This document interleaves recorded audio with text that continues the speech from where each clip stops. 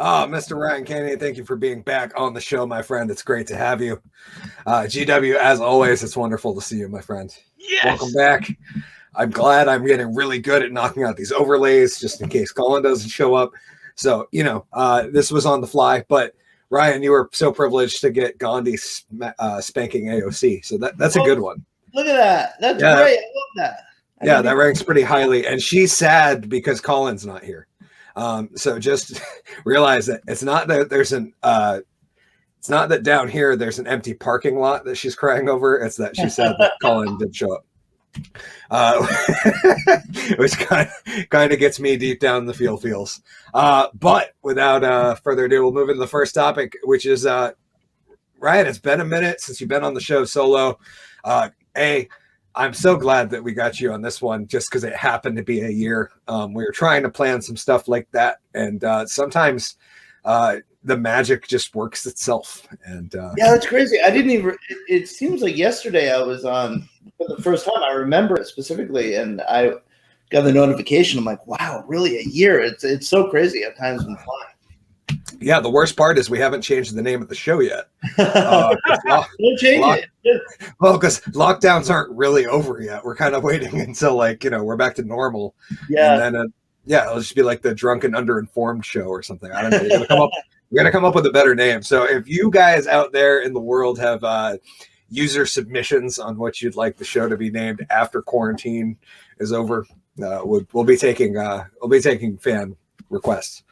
But catching up with you, Mr. Kenyon. How have things been since the last time we chatted? Pretty good. Nothing out of the ordinary. I've just been working a lot. Did mushrooms not too long ago. Went to Top Notch in Stowe and did mushrooms. Nice. Woo! Don't remember much of it, but I mean, it was some of the best times you can't forget or you'll never remember. All I remember, I was wearing this peach gecko shirt. I looked like just a gnarly drug user, and my pupils the size of Oreo cookies, and it's up in the mountain in Stowe, and you'd think there are a lot of local farms and stuff where you can have a nice dinner, and it's all farm to table, blah blah blah. It was all Cisco food, and I spent $100 on 2 burgers and a brownie sundae. So I need to learn. I need to just sober the fuck up for a minute. But I probably won't. Or that should be the first question you ask people is, who's your food distributor? Is it Cisco? I'm a U.S. food person. Yeah, right? If you guys ain't got that PSG, I'm out of here. Yeah, right? God, I couldn't believe it. I was like, wow. It was I'm surprised they didn't ask if you wanted it pink in the middle or cooked. Oh, no. They cook it one way, and that's dry. Yeah. I'm pretty sure it was microwave too, but I was nice. They use that Cisco brand Sprang lubricant that you. Yes, that. Yeah, they use that to cook burgers with. It smells like SW 5W30. I was gonna say the best use for that stuff is to get the dumpster outside of the restaurant not to squeak when you move the door. That's for real.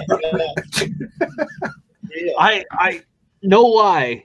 My favorite trick to do was squirting a bunch of that stuff in my hand and then lighting my hand on fire. Yes. Yes. I felt like I was like Liu Kang from Mortal Kombat. You ever try to throw it at somebody? Yes. The can or the foam? Because I've done both. Either, I guess. Yeah, that's I've never tried. I remember just when I figured out how to do a lighter fireball back in middle school. I felt like I was the man because I could throw a flame ball that nobody could see. I was totally the guy that fucked around, that did all that shit. Oh my god, we'd take whip hits, and try to garnish creme brulee, and it'd be whipped cream out of the can. It would not even be whipped anymore. It was just no, sweet cream. It was hot milk. It dripped out like an old man's semen.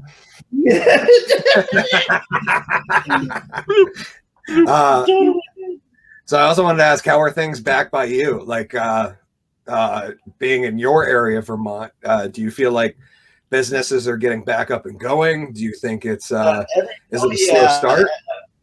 Church Street is back rolling. Like I don't go out and partake in like going out to the restaurants and stuff in there just because I don't want to. But at the moment, once I feel like it's safe enough. But yeah, I mean, it's college kids are back and it's, you know, everyone's antsy.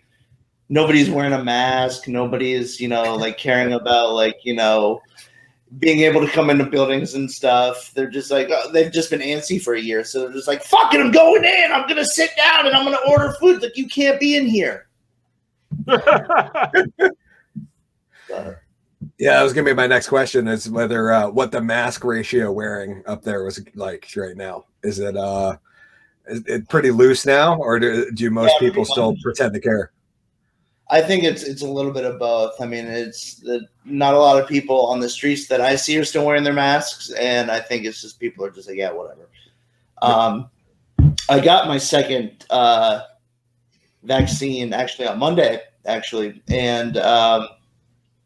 I'll still wear my mask until it's necessary, I guess. Like, you know. How did you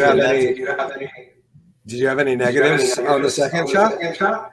No, I was just super tired and my arm hurt a little bit, but other than that, I mean, I wasn't like terribly ill or had that feeling. I was waiting for you to say something along the lines of, I had an erection that wouldn't quit. And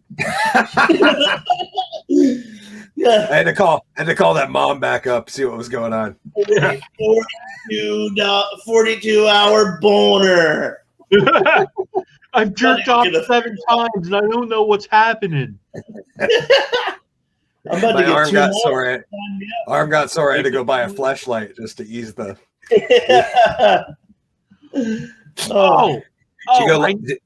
I know this isn't part of the segment, but speaking of fleshlights, I totally saw Pierre's sex toy collection.